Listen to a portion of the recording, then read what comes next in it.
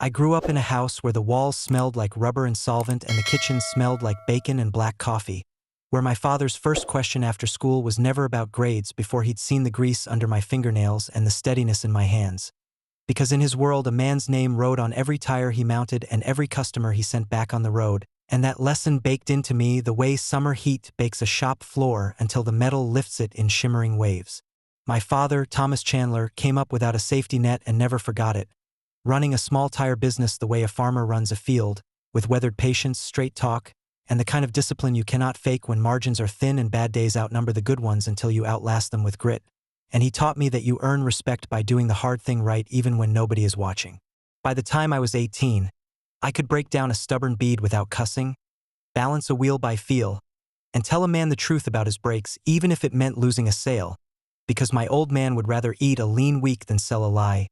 And I learned quick that honesty costs less than reputation repair, which is why we posted a sign by the register that read, "We fix cars and keep our word." A corny line that turned out to be a compass I carried into every decision that mattered. At university, I took business classes because I wanted to grow the shop without losing its soul, spreadsheets by day and lug nuts by weekend, which is where I met Karen Torres in a real estate marketing seminar, a woman with a bright smile, a faster mind, and the kind of energy that made you notice the room got a little louder when she spoke, because she talked about neighborhoods like they were living things that could be coaxed toward value with the right touch and a little vision. Our first date was cheap tacos and a walk along the river where she made plans out loud like a person who didn't fear the size of her own ambition, and I remember thinking that I'd spent most of my life around torque specs and inventory levels, while she thought in skyline silhouettes and renovations that turned dead space into money, and somehow those two perspectives locked together like threads in a bolt, tight and clean and meant to hold under load. We married a year after graduation in a small church with stubborn doors and a choir that hit more heart than harmony, and we bought a modest house with a crooked mailbox I fixed the same day, because you start right or you start wrong and I don't like starting wrong. And when I carried her over that threshold, she laughed into my neck and said I smelled like Gojo and cedar chips, which I did, and she said it like it meant home. I stepped into the family business and made it bigger without making it loud, adding fleet accounts and a mobile service truck that saved ranchers and contractors hours they didn't have, while Karen put on the sharp jackets and walked people through kitchen light and curb appeal and all the little angles that convert hesitation into an offer. And there were nights we counted wins at the kitchen table with our sleeves rolled up, the kind of nights where two people look at each other and think, life might actually turn out the way they promised themselves it would.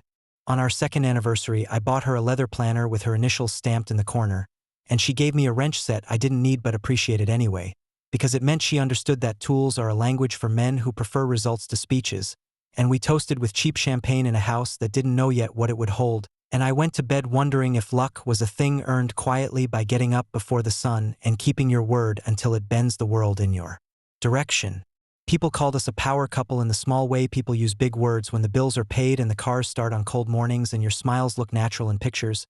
And I won't lie and pretend I didn't like the sound of it, because a man wants to be proud of the life he builds, and for a long stretch it felt like the road unrolled in front of us, smooth and freshly paved, without potholes, without detours, just miles you take in because you can. My father watched us with the kind of quiet pride older men show when they realized their kid didn't waste the lessons he paid for in calluses and missed vacations, and he would grip my shoulder and say, "Keep your name clean and your house in order." A simple sentence that covers more ground than most philosophies, and I would look over at Karen, bright and certain and hungry for the next listing, and think my house was as in order as any man had a right to hope for.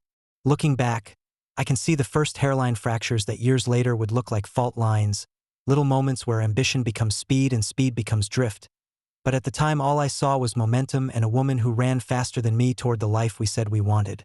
And I told myself that loving a force of nature means learning how to lean into the wind without losing your footing. There are beginnings so clean you could eat off them, beginnings that shine like a showroom floor after a fresh coat of wax, the kind that make you forget everything you know about wear and tear, about how weight and miles change the way a thing behaves under pressure, because a dream at the start is a forgiving machine, purring and smooth and ready to go wherever you aim it, and I aimed ours straight down the center lane without imagining the guardrails. If you'd asked me then what could break us, I would have told you nothing I couldn't fix with my hands, my back, or my word, since a man who understands force and leverage thinks in solutions, not surrender, and I had no interest in learning the vocabulary of begging, because in my father's shop nobody ever respected a man who begged a bolt to loosen when it needed a breaker bar and the right angle. So I built our days the way I'd always built my life, with steadiness and purpose and the quiet belief that the right habits will hold under stress. And when I looked at Karen across those early dinners, candlelight on stainless steel and her eyes on the next deal, I felt certain that we were the sort of team that lasted, the sort that put in the miles and came out stronger because we understood the difference between shine and structure, or at least I thought we did. Some stories begin like that, all clean edges and confidence, with a man who trusts the torque of his own convictions and a woman who moves like opportunity wearing heels. And if there's a warning in the shine, you don't see it until later, when the light shifts and the gleam you loved shows you where the scratches always were, faint as a whisper, waiting for the right angle to speak. It didn't happen all at once. That's the lie people like to tell when they look back at what went wrong. Like there's a single moment you can circle on a calendar and say, that's where it broke. Truth is, it creeps in slowly, like rust under paint, like a hairline crack in a windshield that spreads only when the cold settles in. Karen's real estate career had started as something I admired. She hustled harder than anyone I'd met. Cold calls, open houses, clients that bailed last minute. She handled all of it with grit. But as her name climbed the rankings, I noticed the little shifts. First, it was networking dinners, where I wasn't invited. Then it was open houses that somehow ran until midnight. Her phone, once left charging on the counter, now stayed face down, screen locked, always in reach. I told myself it was business. Hell, real estate's a grind, and I respected that she wanted to be the best. But respect doesn't silence suspicion when the excuses start piling up like bad debt. Nights grew longer without her. I'd cook a steak, eat it alone, rinse my plate and hear the echo in the kitchen. The same house we'd once filled with laughter now sounded hollow, like the walls were waiting for a voice that wasn't coming back. When she did come home, she was tired, too tired for a beer on the porch, too tired to sit close on the couch, too tired for the kind of intimacy that used to come natural between us. Her perfume smelled different too, sharper, not the kind she used to buy at Macy's with me tagging along. And it clung to her in a way no client dinner should. I'd ask, "How was the showing?" She'd say, "Exhausting, you know how it is," and then drift upstairs before I could ask more. Her phone would buzz, and she'd silence it without looking, saying, "Work stuff, always work stuff." Still, I hung on. A man doesn't walk away from a vow because things get hard. You fight, you patch, you hold the line. I told myself every marriage hits rough patches. I told myself if I just waited, she'd come back around.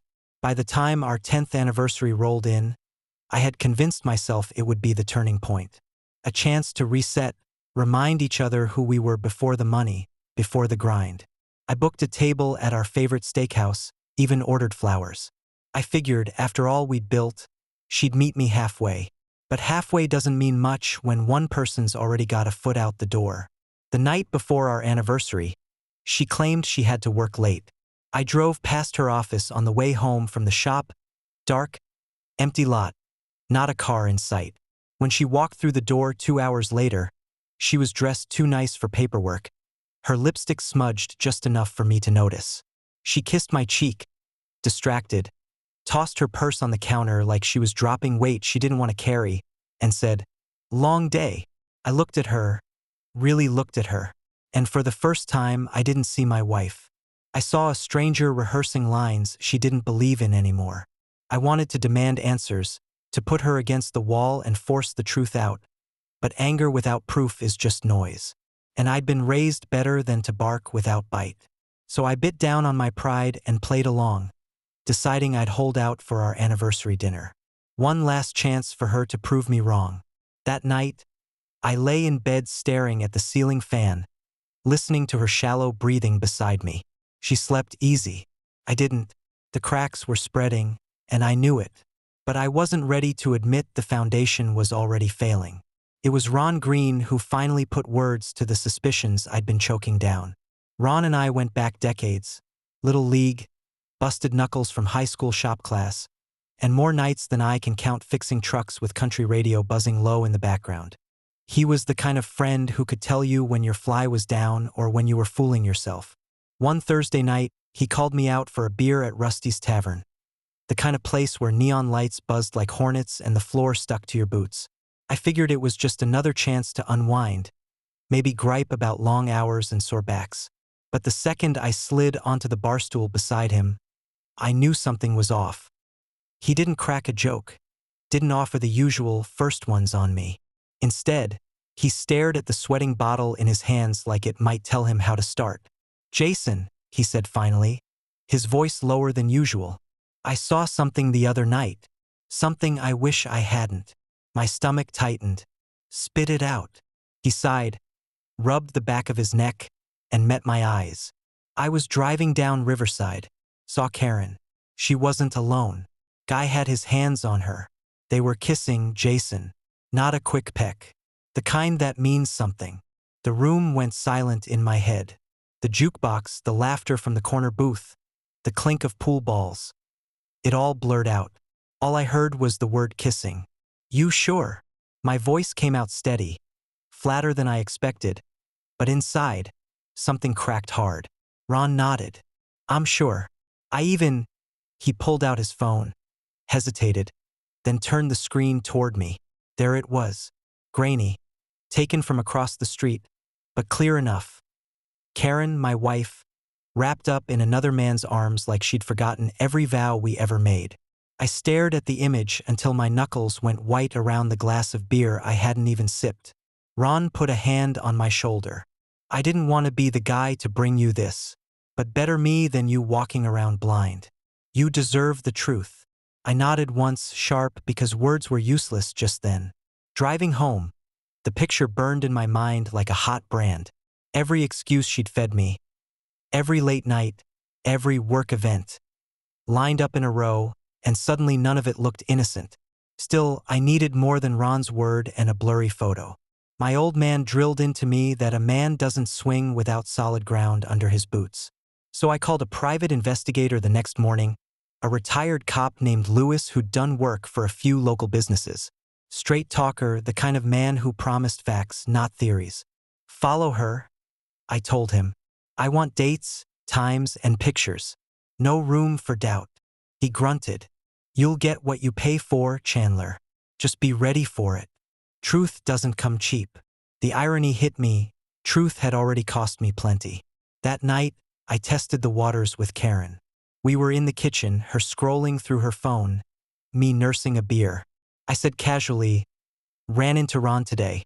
Funny thing, he thought he saw you on Riverside the other night." Her head snapped up, just for a split second. Eyes wide, mouth slightly open. Guilt, clear as a deer caught in headlights. Then, just as fast, she smoothed it over with a laugh. "Ron must have been drinking. I was showing a condo that night. You know how he exaggerates. But the damage was done." That flash of panic told me everything. I smiled thinly, pretending to buy it, and took another sip of beer. Inside, though, something shifted. The doubt wasn't doubt anymore. It was confirmation waiting for paperwork. Later, lying awake in the dark, I stared at the ceiling and thought about what Ron had said. About that photo, about Karen's reaction. My chest burned, not with tears, but with the kind of anger that doesn't shout. It hardens. A man can put up with long hours, with sacrifice, with life-taking swings. But betrayal? That cuts in a place no bandage can reach. I wasn't going to confront her blind. I wasn't going to beg or plead. I was going to know. And once I knew, I was going to act. Because my father was right. A man's name is his word, and mine was being dragged through mud behind my back. That wasn't something I could let stand. When Karen told me she had a conference in Las Vegas, I didn't argue. I nodded, kissed her cheek, and wished her a safe flight. On the surface, I played the part of the trusting husband. Inside, I'd already set the wheels in motion. Lewis, the private investigator, had her itinerary, a camera, and more patience than I could ever muster. He promised me every move she made would be documented. Before she left, I slipped a small recorder under the passenger seat of her Lexus, wired to activate whenever the ignition turned. It was a simple trick, but sometimes the old ways are best. You'd be surprised how loose people get behind the wheel, thinking the car is just steel and glass when really it's a confessional on 4 tires. 2 nights into her trip, I got the first report. Lewis texted me, She's not at a conference. Caesar's Palace Suite. With a man. I sat at the kitchen table, staring at the words, and felt the last thread of denial snap. Hours later, he sent photos, Karen draped over a tall, well-dressed man I later confirmed as Greg Wilson, one of her so-called clients. They weren't working contracts. They were working with each other. Still, I thought maybe it was just lust, a stupid fling. Then I listened to the recorder. The sound of her voice filled the kitchen. She laughed, low and cruel, calling him her stallion. I heard her mocking me. My routines, my loyalty, the way I trusted her without question. She told him she was glad I was too boring to suspect anything. And then she laughed again, a laugh I'd once thought was the sweetest thing I'd ever heard. I sat there with the recorder in my hand, my teeth grinding so hard I thought I might crack a molar. Anger burned in me, sharp and focused, but beneath it was something colder. Resolve. I dug deeper. If she could lie about her body and her love, what else could she lie about? Lewis helped me sift through financials, hidden accounts, luxury purchases billed to a card I didn't even know existed, jewelry, vacations, a lease on a downtown condo under her maiden name. And then, the hardest blow, medical records Lewis traced back through her insurance. 2 terminated pregnancies in the last 5 years. Pregnancies she'd never told me about. Pregnancies that weren't mine. I stared at the files until the letters blurred. She hadn't just betrayed me. She'd built an entire hidden life, brick by brick, while I was paying the mortgage and thinking we were a team. Later that night, I found myself out in the garage, sitting on the concrete floor with my back against the workbench. The smell of oil and steel was grounding, like the world I grew up in, honest, tangible, solid. Not the illusion she'd been feeding me. I thought about my father, about the advice he gave me over greasy burgers when I first got married. Keep your name clean. Keep your house in order. I'd done my part. Karen hadn't done hers. I wasn't broken. I wasn't a man begging for scraps of affection. I was angry, yes, but it was the kind of anger that sharpens instead of dulls. Controlled. Calculated. The kind of anger that builds a plan instead of burning out in a useless fire. When Karen came back from Vegas, she kissed me like nothing had happened. I kissed her back, looked her dead in the eye, and smiled. She had no idea I knew. No idea the ground beneath her was already crumbling. And I made her a silent promise at that moment. I wouldn't shout. I wouldn't whine. I would expose every lie, every hidden sin. And when the dust settled, she'd see exactly what it meant to underestimate a man who refuses to be made a fool. Because I wasn't just her husband anymore. I was her reckoning. The day I decided to knock on Christy Wilson's door, I wasn't thinking about revenge. I was thinking about the truth. Truth has a way of eating at you if you hold it alone like acid in your gut. And if anyone deserved to know what I'd uncovered, it was the woman whose husband had been sharing a bed with my wife. Christy answered in a faded t-shirt and jeans, hair pulled back in a way that told me she hadn't been sleeping much. She looked at me suspiciously, then glanced down at the folder in my hand. "Christy," I asked, voice steady. "I'm Jason Chandler. We've never met, but we need to talk. It's about Greg." Her jaw tightened. "If this is some sales pitch." "It's not." I opened the folder just enough for her to see the photo of Greg and Karen at the Vegas suite. Their hands where no business partner's hands should be. Her face went pale. She stepped back, motioning me in. "Come inside." We sat at her dining table. She didn't offer coffee. I didn't need to. The air was heavy enough. I laid everything out, photos, receipts, bank records, and finally the medical files that confirmed the pregnancies. Each page was a nail in the coffin of 2 marriages. When I finished, Christy sat there staring at the papers, her hand covering her mouth. Finally, she whispered, "I knew something was wrong. Late nights. Phone turned upside down. But I wanted to believe." Her voice cracked, but she didn't cry. Not then. She just shook her head, bitter.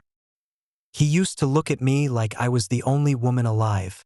Now I see that look belongs to someone else." I nodded. Karen was the same. They thought we'd never notice. They thought we'd stay blind forever. For a while, we just sat in silence, Two strangers united by betrayal. Then Christy leaned forward, fire flickering in her eyes. You said she bought a condo? Downtown. Yeah, I said. Hidden lease. Greg's clothes are there. I've got the address. She smirked, though there was no humor in it. Then I have an idea. An hour later, we were standing in the middle of that condo. The place reeked of arrogance. Expensive wine on the counter, silk sheets on the bed, framed photos of Karen and Greg, smiling like a couple who thought they were untouchable. Christy walked slowly through the rooms, her fingers trailing over the furniture like she was memorizing the battlefield. Then she turned to me. What if we move their stuff here? Everything. Clothes, toiletries, whatever's theirs. Let them come back and see the life they tried to build in one place. I couldn't help but let out a low laugh, the first in weeks. Poetic justice. We spent the next 3 hours hauling. Bags of Karen's clothes from our house, Greg's suits from Christy's closet, drawers emptied, photos boxed. By the time we were done, the condo looked less like a secret hideout and more like a shrine to their betrayal. When we finished, Christy slumped into a chair, her face flushed, hands trembling slightly. For the first time since I'd walked into her house, she broke. Tears streamed down her cheeks, quiet but relentless. I sat across from her, exhausted too. Without thinking, I reached over and set my hand on hers. They thought they were clever, I said. They thought we'd never figure it out. But we did. And now they've got nowhere left to hide. She gripped my hand, nodding through her tears. I don't feel strong right now, but I will. Because I won't let him ruin me. Neither of us was looking for comfort. But it came anyway in that shared silence, in the acknowledgement that we weren't alone in this storm. After we locked up the condo, I suggested grabbing dinner. Nothing fancy. Just a diner near the highway where the coffee tasted like it had been brewing since morning and the waitress called everyone Han. We talked for hours. Not about revenge. Not about Karen or Greg, not entirely. We talked about how betrayal changes you. About kids we never had, dreams we'd set aside, and the kind of loyalty you expect when you stand at an altar and say forever. Christy wasn't soft, and she didn't need saving. She was tough in the way only someone gutted by betrayal can be, raw but unbroken. And sitting across from her, I realized we were bound by something deeper than rage. When I drove her home, she paused before getting out. Thank you, Jason, for not letting me stay blind. I nodded, gripping the wheel tighter than I needed to. We'll get through this. Both of us. She smiled faintly, then disappeared inside. As I drove off, I felt a shift inside me. This wasn't just about Karen anymore. Or Greg. It was about reclaiming myself. And maybe, just maybe, it was about finding someone who understood the kind of scars betrayal leaves behind. Lewis called just after sundown, his voice carrying that flat steadiness you hear from men who have seen more than they talk about, and he said the package was ready if I still wanted to see it with my own eyes, which I did because there are things a man can live with and things he can't, and guessing belongs with the first while certainty belongs with the second. I drove to his office, signed for a plain envelope, and felt the weight of a thumb drive like it was a lead slug in my pocket, then sat in the truck for a full minute letting the engine idle while I decided who I wanted beside me when I pressed play. Because some fires you tend alone and some you face with a witness so the heat doesn't warp your memory later. I called Christy. I didn't dress it up. I've got a video from Vegas, I said, my voice even and low, and after a breath she said, bring it. With a steadiness that sounded like someone walking into a storm on purpose, which is a thing I respect. We chose neutral ground, my living room, because my house had always been mine to defend, and I wasn't ready to hand that ritual over to a conference room or a stranger's cubicle. So I made coffee strong enough to scald sense into a man, set 2 mugs on the table, and slid the thumb drive into the TV like I was chambering around and aiming it at my own chest. The footage started quiet, a hotel hallway glossy with soft lighting and the kind of carpet that steals the sound from footsteps, and the elevator opened like a mouth, and out came Karen and Greg laughing in that loose way people laugh when the rules feel far away. His hand at the small of her back like he owned a deed to skin he never paid for and never would, while she tilted her head toward him the way she used to tilt it toward me when we were new and unaware of cracks. Cut to the suite, a view of the strip sprawling like a neon wound, and I heard her voice clear as if she were in the room with me. The same cadence I'd fallen for in a classroom with aspirations chalked on the board, now dipped in a sweetness that had curdled, and she called him Stallion, again like it was a private joke carved on a gravestone I hadn't known was mine. They drank from room service glasses and talked the way cowards talk when they believe their comfort is a fortress. And there it was. My name in their mouths, not as a man but as an obstacle, a reliable backstop, a wallet on legs who would never see it coming. While Christie's name arrived in the same breath like a person they'd already placed in a past tense, and I felt my fingers curl against my knees until the knuckles blanched hard and clean. The cut jumped forward to a tangle of sheets and the soft cruelty of pillow talk, and I watched Karen trace circles on Greg's shoulder and promise him the usual script about after the next big deal and after the timing looks right. And then something uglier slipped out, something about appointments and no more scares. And the word clinic passed between them like a cigarette, casual and dirty, and Christy made a small sound beside me. Not a sob, not yet, just the sound a fine piece of glass makes when a crack first declares itself. I paused the video because I needed to own the next breath, and I stared at Karen's face frozen mid-laugh, and in that still frame I saw how cheap a smile can become when it's rented to the wrong audience, and I felt the old/shop-born discipline move through me, the way you reach for the right tool and the right torque because rage is a sloppy wrench that strips every bolt it touches. Christy spoke first, her voice rough. "I kept thinking I was crazy," she said, staring at the screen like it might blink and apologize. "But I wasn't crazy. I was married to a liar." And then she covered her mouth and swallowed hard and looked at me like she needed an anchor that wouldn't pity her or break. "You weren't crazy," I said, each word set down like a block on a foundation I could still trust. "You were faithful, and they mistook decency for blindness, which is a mistake people make when they've never stood still long enough to grow a spine. We let it roll again because once you start a thing like this you finish it, and we watched them mock our routines and plan another weekend that overlapped with our anniversary like erasing us was a clever use of a calendar. And when the screen finally cut to black, the room felt heavier, thicker, like the air itself disapproved of what it had carried to our ears. Christy cried then, not loud, not messy, just steady tears that ran like a leak you can't ignore if you care about the structure. And I poured bourbon into coffee because sometimes a man needs two kinds of heat to keep from freezing in place. And I slid her the mug and sat close enough that our shoulders touched without calling it comfort, because comfort has to be chosen, not assumed, especially on a night like this. "I'm done," I said after a while, voice low but certain, and I felt the truth of it all the way down. No meeting, no therapy, no speeches. I will not trade dignity for a chance to be tolerated. So I'm contacting a lawyer in the morning and I'm moving every dollar I can lawfully move to dry ground where her fingers can't reach. She nodded, wiped her face with the heel of her hand, and answered in that practical way I had already come to recognize.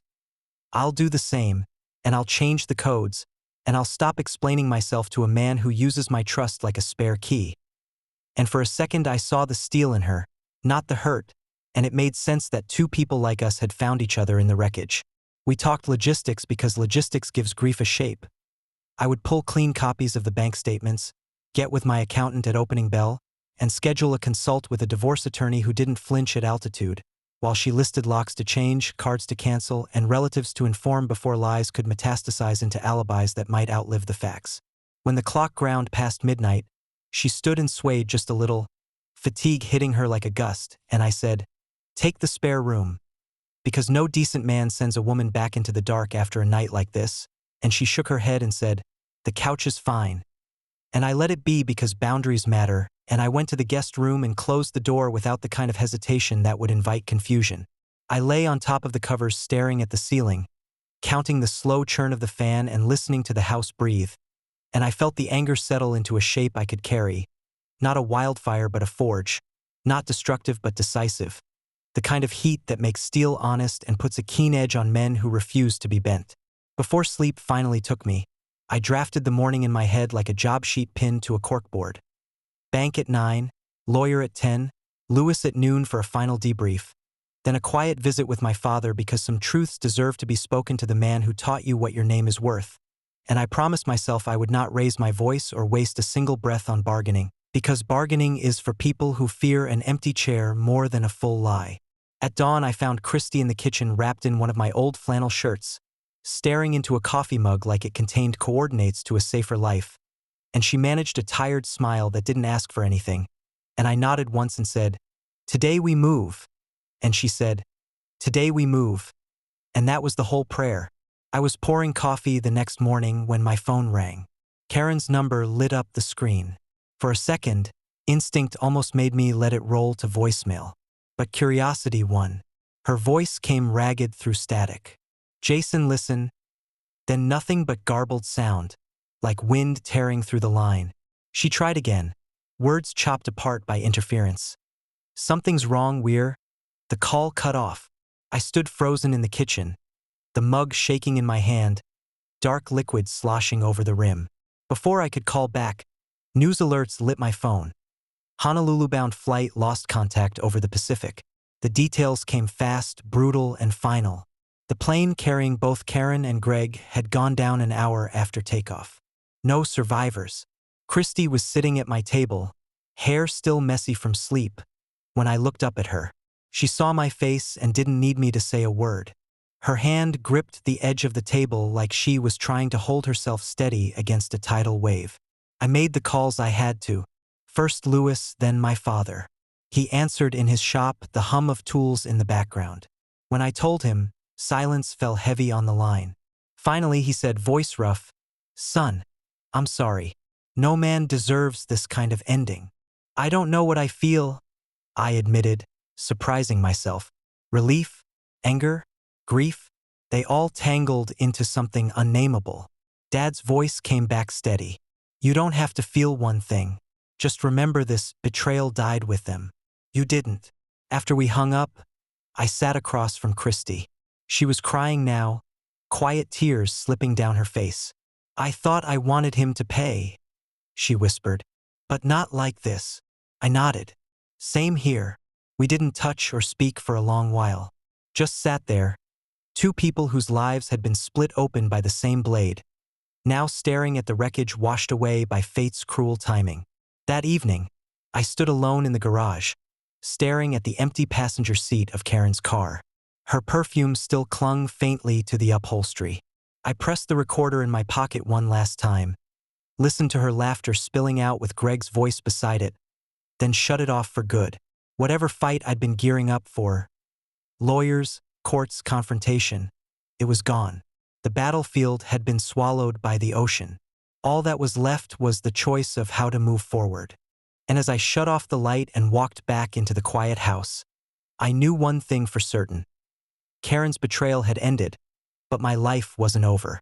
Not by a long shot.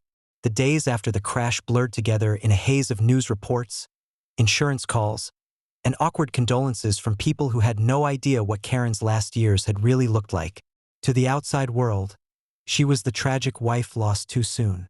To me, she was a stranger who'd already left long before the ocean swallowed her. Christy and I found ourselves tethered to the same storm. We sat through airline meetings, lawyers explaining settlements, and insurance reps who spoke in clipped voices about liability and payout. By the time it was done, each of us held checks big enough to make most people's eyes widen. Money never felt so empty, but practical men don't waste what's put in front of them.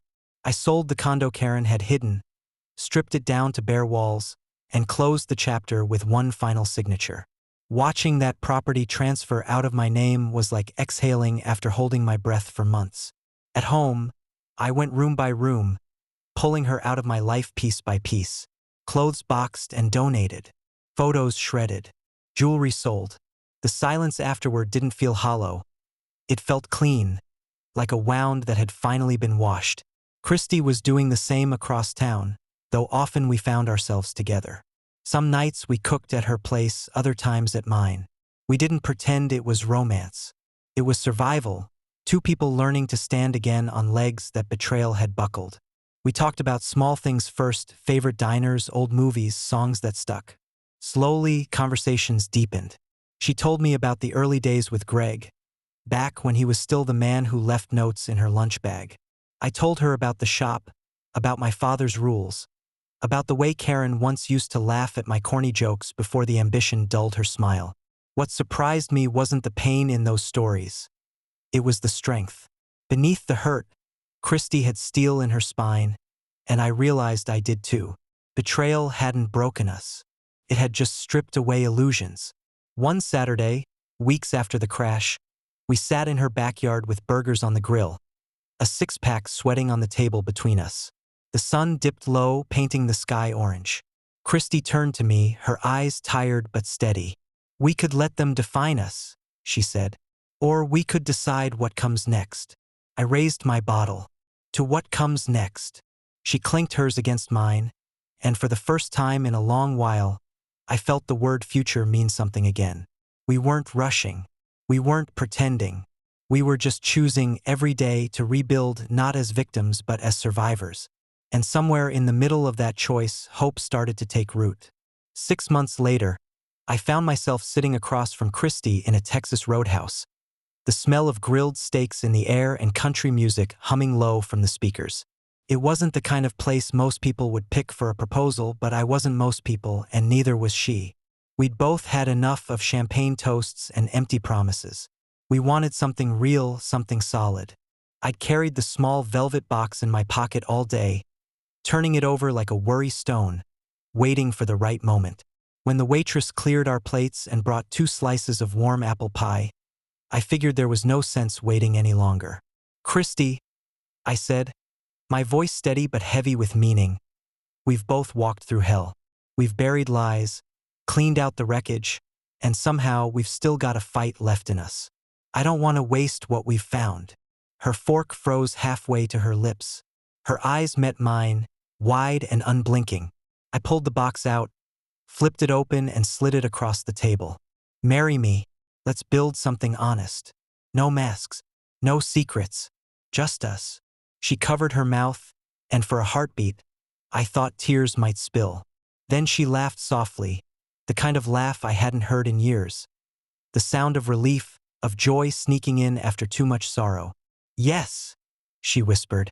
"Yes, Jason." I slid the ring onto her finger. She looked down at it, then back up at me, and that's when she said the words that changed everything. "I'm pregnant." For a moment, the world stopped. Not in fear, not in anger, but in stunned, quiet wonder. I hadn't dared hope for another chance at family after what Karen had stolen from me. But here it was, a new beginning, one not tainted by lies, one built on scars we weren't afraid to show each other. I reached across the table and took her hand, my thumb brushing over the ring. "Then this isn't just for us," I said. "It's for the life we'll build, for the future they can't touch." She nodded, tears slipping down now, but these weren't tears of betrayal or grief. They were tears of something better, hope. Driving home that night, her hand in mine on the console, I thought about my father's words. "Keep your name clean. Keep your house in order." For the first time in a long while, I felt like I was doing both. Karen and Greg were gone, their lies buried with them. But out of the ashes, Christy and I had found something worth holding on to. Not revenge, not bitterness, but a second chance. And I swore to myself, as the road stretched ahead under the Texas night sky, that this time, I wouldn't let go. Subscribe and stay one step ahead of cheaters. And trust me, the next story makes this one look like a fairy tale.